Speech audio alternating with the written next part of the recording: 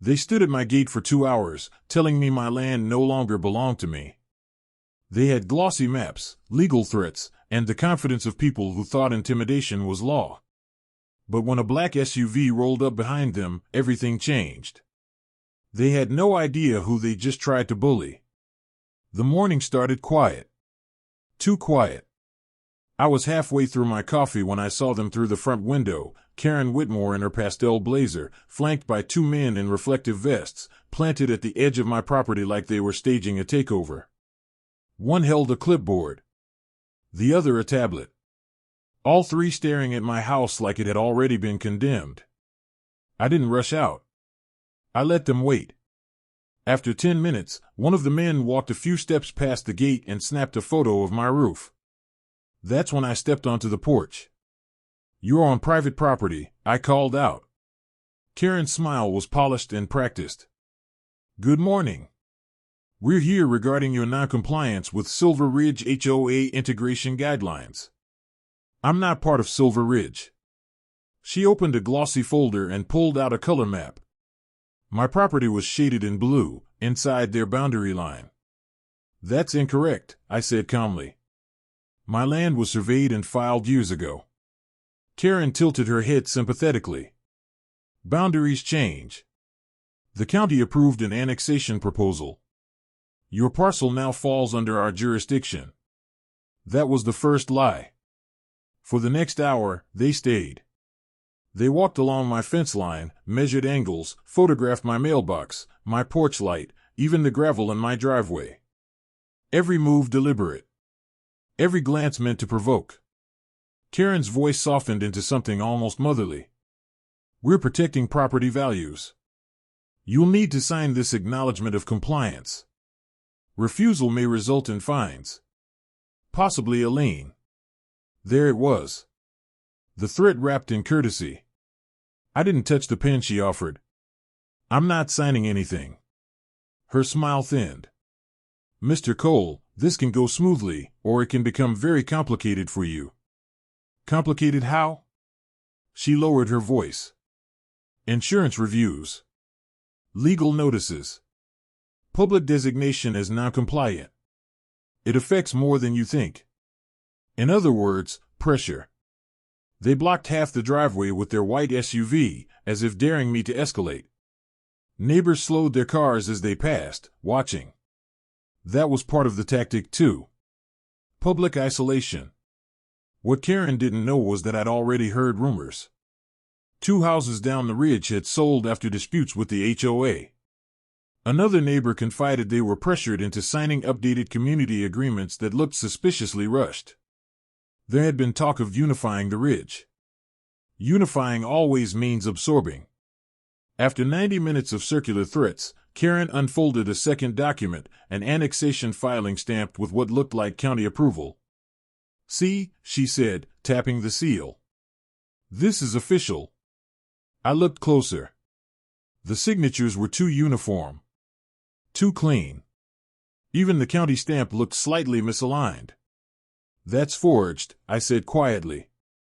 Her expression didn't change, but one of the men shifted uncomfortably. Karen's tone hardened. "Be careful with accusations." "Be careful with trespassing," I replied. We stood there in a stalemate, the air heavy and unmoving. 2 hours in, her patience started to crack. "You don't understand how this community works," she snapped. "I understand perfectly," I said. "You push until someone folds." And then I heard it, the low hum of an engine coming up the road behind me. A black SUV rolled into view and parked calmly behind my truck. The door opened, and Michael stepped out. He didn't rush. Didn't posture. He walked up beside me and stopped. Karen sized him up. "And you are?" Michael reached into his jacket and flashed a badge just long enough to shift the temperature 10 degrees. "Who authorized this annexation?" he asked evenly. Karen's smile flickered. "This is a private HOA matter." "Not if you're presenting falsified county documents and attempting coercion," he replied. Silence.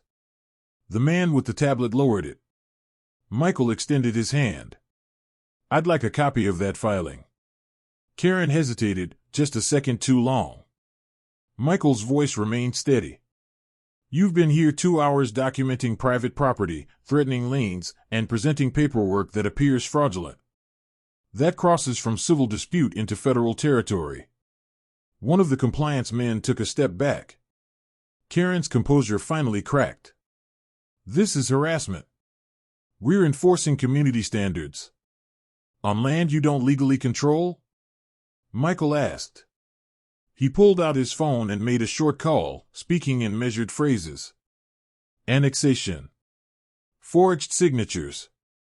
Coercive tactics. When he ended the call, he looked at Karen.